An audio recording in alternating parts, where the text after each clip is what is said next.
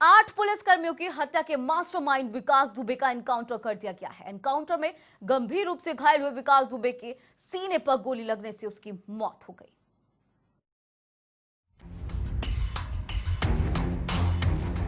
पहली तस्वीर, दूसरी तस्वीर, तीसरी तस्वीर, चौथी तस्वीर। ऐसी और कई तस्वीरें हैं जो तस्दीक करती हैं कि gangster Vikas Dubey is no more. अभी कंडीशन हम लोग अस्पताल में पता कर रहे हैं। देखिए, जब अभियुक्त को जब लाया जा रहा था तो रास्ते में गाड़ी का एक्सीडेंट हुआ, गाड़ी पलट गई और उसी में उसने जो पुलिसकर्मी घायल हुए थे उनका पिस्टल छीन के भागने की कोशिश की और उसके बाद पुलिस पार्टी ने उसको चारों तरफ से घेर के कॉम्बिंग करके उसको आत्मसमर्पण कराने की कोशिश की, जिसमें उसने जवाबी फायरिंग किया और आत्मरक्षा में पुलिस ने जो गोलियां चलाई उसमें वो घायल हुआ है। कितनी गोलियां लगी ये अभी मेडिकल जांच का विषय है। अभी हम लोग अंदर जाके पता करके आपको अपडेट करेंगे। हाँ, पुलिसकर्मी घायल हुए हैं, उसके बारे में हम आपको अभी अपडेट करेंगे। जी हाँ, ये वही विकास दुबे था जिसने यूपी पुलिस, एटीएस और तमाम राज्यों की पुलिस दिन के भरे उजाले में दिया जलाकर ढूंढ रही थी। विकास की तलाश में पुलिस शहर शहर, गांव गांव का चप्पा चप्पा छान रही थी, लेकिन वो मिला मध्य प्रदेश के उज्जैन में, जहां उसने महाकाल के दर्शन किए इस उम्मीद में कि उसके जघन्य अपराध माफ हो जाएंगे। लेकिन जब पाप का घड़ा भर जाता है तो अंजाम ऐसा ही होता है। दरअसल 8 पुलिसकर्मियों की हत्या का मास्टरमाइंड विकास दुबे का यूपी पुलिस ने एनकाउंटर कर दिया है। पुलिस की तरफ से मिल रही जानकारी के मुताबिक बारिश और तेज रफ्तार के कारण एसटीएफ की गाड़ी पलट गई और विकास दुबे ने गाड़ी पलटते ही पुलिसकर्मियों का हथियार छीना और वो भागने लगा। घटनास्थल से 7 से 8 किलोमीटर की दूरी पर विकास दुबे और पुलिसकर्मियों के बीच मुठभेड़ हुई, जिसमें उसकी मौत हो गई। यह हादसा कानपुर टोल प्लाजा से 25 किलोमीटर दूर हुआ। अभी मैं इतना कंफर्म कर रहा हूं कि विकास दुबे ये अपराधी मारा गया है। पुलिस एनकाउंटर में ये मार गिराया गया है।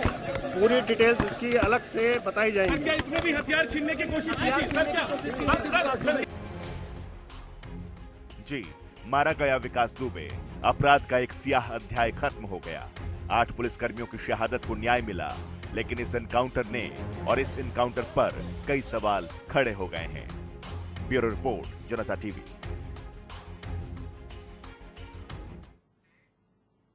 तो उधर कांग्रेस महासचिव प्रियंका गांधी ने भी सवाल उठाते हुए लिखा है कि अपराधी का अंत हो गया और अपराध और उसको संरक्षण देने वाले लोगों का आखिर क्या।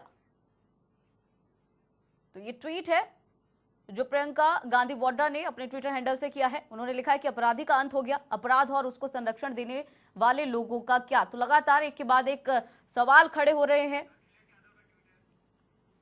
और अब ये अखिलेश यादव जी का भी ट्वीट देख लीजिए, जिसमें उन्होंने लिखा है कि दरअसल ये कार नहीं पलटी है, राज खुलने से, सरकार पलटने से बचाई गई है। तो अखिलेश यादव ने भी अपने ट्वीट में कहीं ना कहीं एनकाउंटर को लेकर डायरेक्टली इनडायरेक्टली सवाल खड़े कर दिए हैं। राज खुलने की बात कही है उन्होंने अपने ट्वीट में। अखिलेश यादव ने ये ट्वीट किया है, ये कार नहीं पलटी है, राज खुलने से सरकार बच गई है। और ये आप ट्वीट देख सकते हैं, कुमार विश्वास का ट्वीट है ये, उन्होंने ट्विटर हैंडल से किया है। फिल्मी पटकथाओं में वो तो वास्तविकता बची ही नहीं है, लेकिन वास्तविकताओं में खूब फिल्मी पटकथा बची है। यानी पूरी तरीके से जो प्रकरण हुआ है विकास दुबे की मौत का, उसे फिल्मी बताया जा रहा है कुमार विश्वास के द्वारा। तो लगातार सवाल खड़े हो रहे हैं विकास दुबे के एनकाउंटर को लेकर और एक के बाद एक प्रतिक्रिया भी आ रही है। पॉलिटिकल प्रतिक्रियाएं हम आपको दिखा रहे हैं। और इसी खबर के साथ में अंजलि भंडारी हमारी सहयोगी हमारे साथ न्यूज रूम से जुड़ गई है।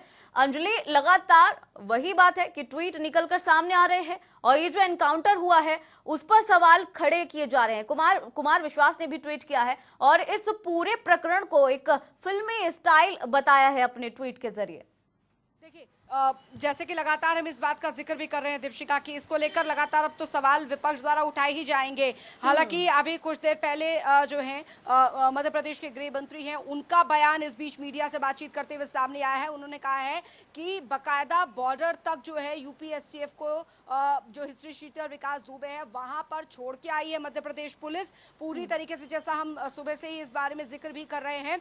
और आपको बता दें जो ट्वीट है लगातार इस बीच सामने आ रहे हैं। दिग्विजय सिंह का भी ट्वीट जो है कांग्रेस के जो सीनियर नेता है उनका सामने आया है, उन्होंने कहा इस पर सवाल उठाए हैं। तो लगातार ये जो नए मामले हैं, नए ट्वीट्स हैं वो यहाँ पर सामने आ रहे हैं, सवाल यहाँ पर उठाए जा रहे हैं। लेकिन अभी एनकाउंटर को लेकर किसी भी तरीके से कुछ नहीं कहा जा सकता है। हाँ, हालांकि विपक्ष जो है उस पर सवाल जरूर यहाँ पर खड़े कर रहा है, इसको लेकर कई सवाल खड़े किए जा रहे हैं। हालांकि नरोत्तम मिश्रा से जब इस बारे में पूछा गया तो उन्होंने कहा देखिए विपक्ष का काम ये है, वो तब जब गिरफ्तारी नहीं हुई थी तब कह रहे थे कि इस तरीके से हिस्ट्री शीटर को कैसे छोड़ा जा रहा है, इस पर बड़ी कार्रवाई होनी चाहिए। और जब उसे गिरफ्तार किया गया तब भी सवाल यहाँ पर उठाए जा रहे थे। तो विपक्ष का काम ही सवाल उठाना है और अब ट्वीट के जरिए भी जो विपक्ष है उसने यहाँ पर सवाल उठाए हैं। हालांकि अब दीपशिका पूरे तौर पर आपको बता दें कि जो प्रेस कॉन्फ्रेंस है उसी में पूरी तरीके से साफ यहाँ पर होगा कि आखिरकार उस दौरान क्या हुआ था, किस तरीके से ये पूरा जो घटनाक्रम है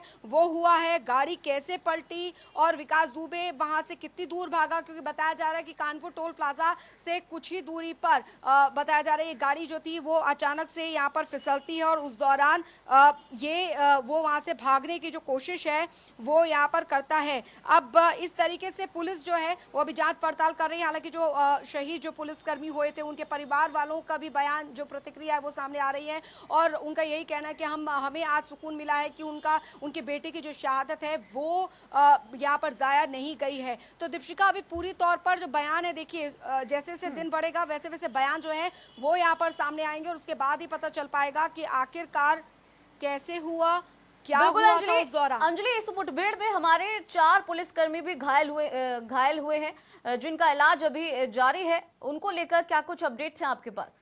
और ये तस्वीरें भी हम दिखा रहे हैं। पूरे तौर पर यही निकलकर सामने आ रहा है कि अभी उनको अस्पताल में भर्ती करवाया गया है। हो सकता है कि उस पे उनके रिपोर्ट में उनके जो बयान है निश्चित तौर पर वो यहाँ पर लिए जाएंगे और उसके बाद यहाँ पर पता चल पाएगा कि उस दौरान गाड़ी में क्या हुआ था। लेकिन विकास दुबे को लेकर सबसे बड़ी खबर हम आपको यहाँ पर यही दे रहे हैं क्योंकि बताया जा रहा है कि जिस दौरान जिस गाड़ी में विकास दुबे को ले जाया जा रहा था वो काफी स्पीड में थी और वो गाड़ी एकाएक फिसली। हालांकि उस दौरान क्या कोई धक्का मुक्की हुई थी या गाड़ी में क्या हुआ था, ऐसा क्या हुआ, क्योंकि निश्चित तौर पर विकास दुबे के हाथ में हथकड़ियां होंगी और उस दौरान कैसे वो पुलिस का जो हथियार है वो वहां से लेके वो भागता है, भागने की कोशिश उसने काफी दूर तक की होगी क्योंकि लोगों का कहना है कि उन्हें आसपास आपने देखा होगा इलाका काफी जंगल झाड़ियां जो है वो वहां पर है, यानी दूर दूर तक कोई भी वहां पर कोई तरीके का रिहायशी जो है एरिया वो नहीं है, यानी सुनसान वो एरिया था। और ये पूरा जो वाकया हम आपको बता ही रहे हैं कि 5 से 7 बजे के बीच जो है ये पूरा वाकया हुआ है क्योंकि वहां के लोगों का कहना है कि उन्होंने गाड़ी पलटते हुए बिल्कुल भी नहीं देखा था। लेकिन हाँ, उन्होंने ये ज़रूर देखा है कि वहां पर कुछ इस तरीके से गोलियां चलने की जो आवाज़ है वो यहाँ पर ज़रूर आई थी, जिसके बाद एकाएक जो लोग थे वो वहाँ पर इकट्ठे हुए।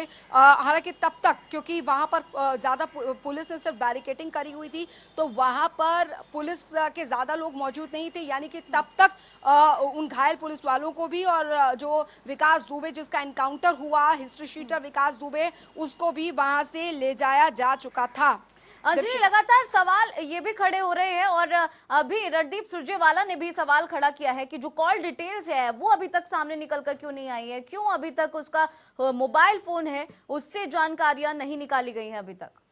देखिए दीपशिका, ये सब बहुत ज़्यादा सीक्रेट डिटेल्स होती हैं क्योंकि इससे जांच जो है वो इफेक्ट हो सकती है, तो ये इस तरीके से इसको जारी नहीं किया जा सकता, ये निश्चित है। विपक्ष का काम यहाँ पर सवाल उठाना है तो विपक्ष सवाल यहाँ पर उठा ही रहा है। हालांकि पूरे तौर पर अभी खबर ये भी आ रही है कि मुख्यमंत्री योगी आदित्यनाथ ने भी तुरंत इसकी रिपोर्ट जो है वो यहाँ पर मंगा ली है, तो यानी मुख्यमंत्री के संज्ञान में सारी रिपोर्ट जो है वो यहाँ पर लाई जाएगी और उसके बाद अब फिलहाल जो जानकारी है, देखिए यूपी की सियासत अब किस और करवट बदलती है वो यहाँ पर देखने वाली बात होगी क्योंकि अब देखिए धीरे धीरे करके जो बयान है वो यहाँ पर आने शुरू हो गए हैं। अभी ट्वीट ट्वीट्स एक के बाद एक आ रहे हैं। और जैसा कि आपने बताया, और ना सिर्फ यूपी बल्कि यूपी से लेकर मध्य प्रदेश तक की सियासत इस पर काफी जोरों पर है। मध्य प्रदेश में भी लगातार बयानबाजियां हो रही हैं, लेकिन वहां के जो गृह मंत्री हैं उन्होंने अभी हाल फिलहाल मीडिया से बातचीत उन्होंने करते हुए कहा है कि हमने यूपी एसटीएफ को पूरी तरीके से उस हिस्ट्री शीटर को सौंप दिया था। बकायदा जो बॉर्डर एरिया था वहां तक उन्हें वहां तक छोड़ के आई थी। उसके बाद यूपी एसटीएफ की टीम उस हिस्ट्री शीटर को आगे लेकर गई है।